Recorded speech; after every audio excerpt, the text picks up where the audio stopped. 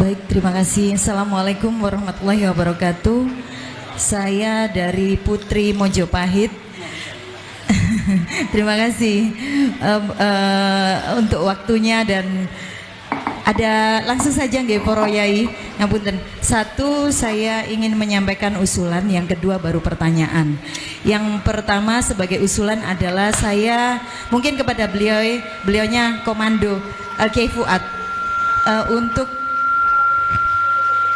ke depan jika ada pertemuan kembali, saya mengusulkan untuk Dr. Andes Husnu Mufid MPDI nggih.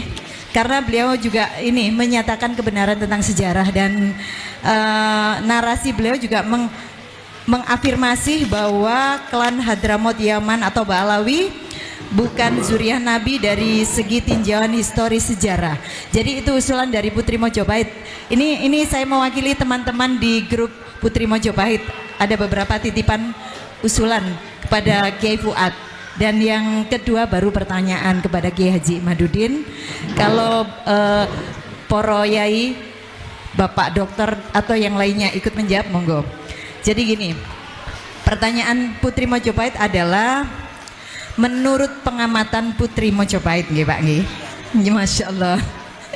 Bahwa tinjauan pustaka, library riset, kajian Kiai Haji Imaduddin tidak ada tulisan resmi yang counter, apalagi tinjauan filologi.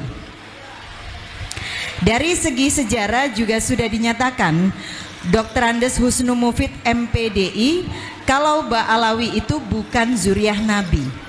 Maka menurut penglihatan saya polemik ini malah bergeser ke persekusi, perang mekanik yang kemarin terjadi di Jakarta ya, Kiai Imad. Perang mekanik Tambun Bekasi, perang persekusi itu. Kalau perang mekanik yaitu antara YouTuber. Nah, ini kami mewakili para YouTuber, Strike Channel dan tentunya channel-channel yang ikut berjuang nggih. Itu pengamatan Putri Mojopahit. Pertanyaannya, apakah ini konsekuensi logis dari sebuah perjuangan? Terima kasih. Wassalamualaikum warahmatullahi wabarakatuh. Terima kasih. Ya, kemarin itu saya menyesalkan adanya orang-orang yang bukan menggunakan kecerdasan untuk menghadapi keadaan. Dalam hal ini adalah keadaan nasab Ba'alawi yang saya gugat, bahwa nasab ini terputus 550 tahun, bahwa nasab ini adalah batil, bahwa nasab ini adalah mardud. Kemudian ketika saya merasa bahwa ini adalah saya mempunyai kewajiban untuk menyebarluaskan apa yang saya yakini menurut hati nurani saya berdasarkan dari kajian-kajian pustaka library riset ini, maka kemudian ada orang-orang yang tidak menerima itu dan melakukan hal-hal yang seperti terjadi di Tambun kemarin. Seharusnya apabila kajian ilmiah itu dibalas dengan kajian ilmiah. Kalau itu misalnya sebuah ceramah, ya mungkin bisa dibalas dengan ceramah yang lain. Mereka mengadakan ceramah kemudian mengadakan orasi atau ceramah yang sama untuk mengkanter apa yang saya ucapkan dalam ceramah itu. Namun itu tidak dilakukan, justru mengadakan intimidasi. Ini akan semakin membuat masyarakat menjadi tahu bahwa begitu penting mungkin bagi Ba'alawi pengakuan orang lain terhadap nasab dia, sementara mereka tidak bisa untuk menunjukkan bukti-bukti dari kesahihan nasab mereka.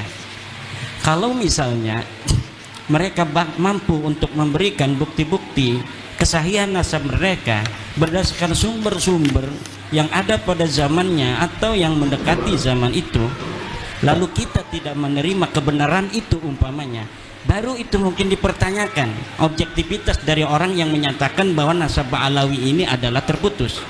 Tapi ketika mereka sudah tidak bisa untuk memberikan bukti kepada kita bahwa nasab mereka ini sahih, dalam hal ini mereka tidak bisa untuk menyuguhkan mana kitab sezaman yang ada di zaman Ubaidillah yang menyatakan dia adalah anak daripada Ahmad. Bahkan kitab-kitab pada abad selanjutnya, abad ke-6, ke-7, ke-8, ke-9 mengkonfirmasi bahwa tidak ada orang bernama Ubaid anak daripada seorang sayyid yang ada di Basrah bernama Ahmad bin Isa.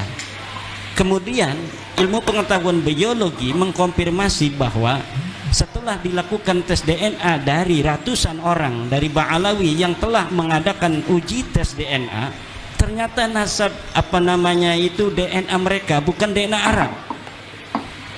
Jangankan DNA dari keturunan Sayyidina Ali, turunan Nabi Muhammad, DNA orang Arab saja bukan.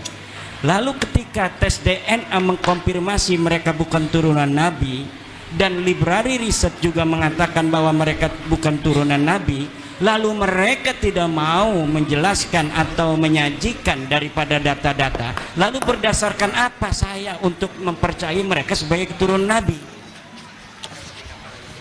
Nah ini, lalu jika ditanya apakah ini adalah resiko dari sebuah perjuangan, betul. Dan ini dikonfirmasi oleh sejarah para nabi di masa lalu.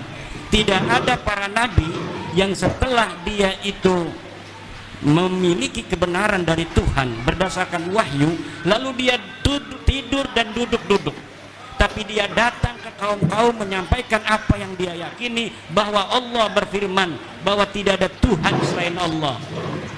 Nabi Ibrahim sampai kemudian dibakar oleh Raja Namrud, Nabi Muhammad sampai dilempari batu di Taif dan lain sebagainya.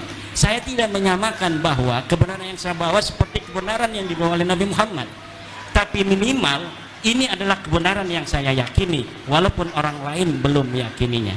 Terima kasih.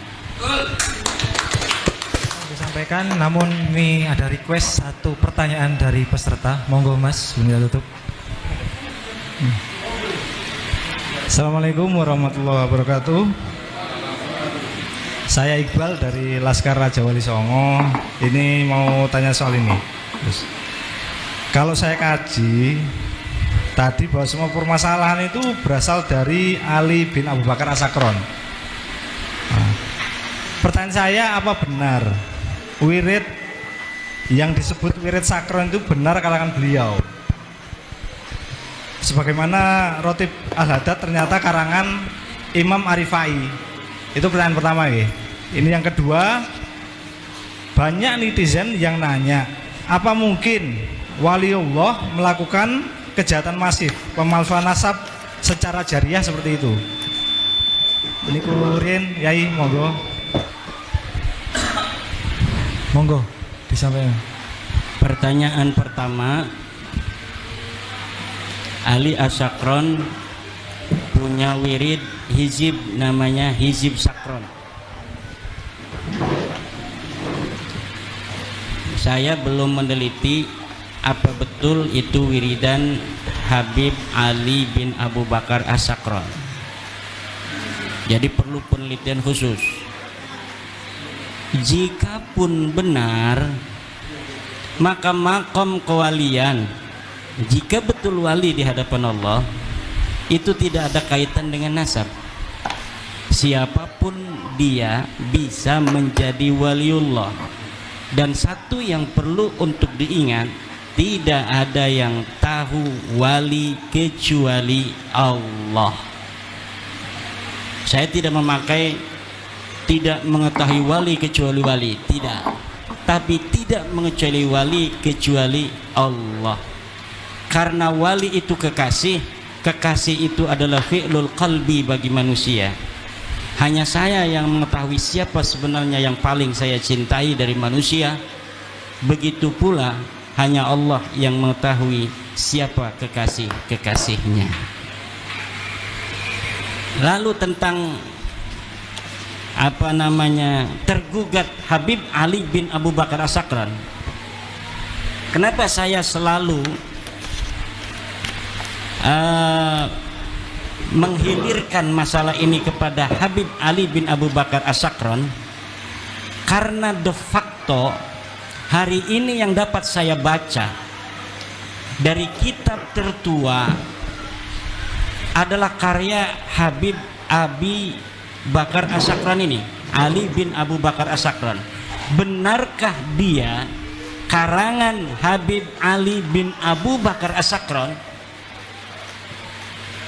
Ini bisa jadi bila diteliti lagi, bisa jadi ini pun tidak ada.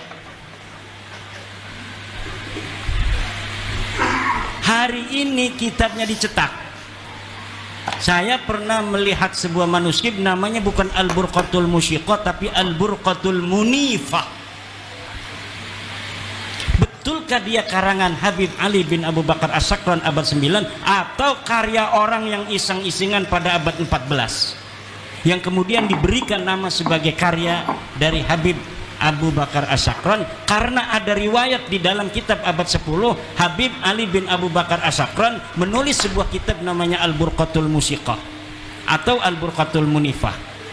Ini bisa jadi hanya orang karena baca di abad 10 atau di abad 11 ada kitab Habib Ali bin Abu Bakar As-Sakran yang pernah memiliki kitab namanya Al-Burqatul Musyiqah, lalu dikarang kitabnya pada abad 14 atas nama kitab yang pernah ada terdeteksi bernama Al-Burqatul Musyiqah.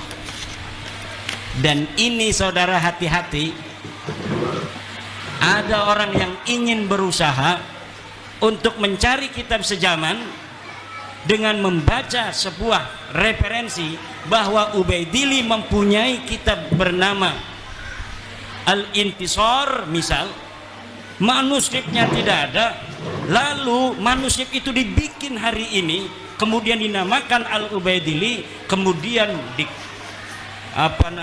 proyeksi sedemikian rupa sehingga nampak manuskrip ini menjadi manuskrip yang tua. Ini sering terjadi dan pernah terjadi di Indonesia tentang manuskrip negara Kertabumi yang ditahunkan 1696. Setelah diteliti oleh pakar-pakar filolog, ternyata itu kertas tahun 1960.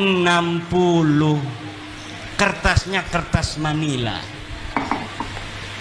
Ini bisa terjadi. Itu namanya menurut Profesor Menachem Ali adalah DNA naskah.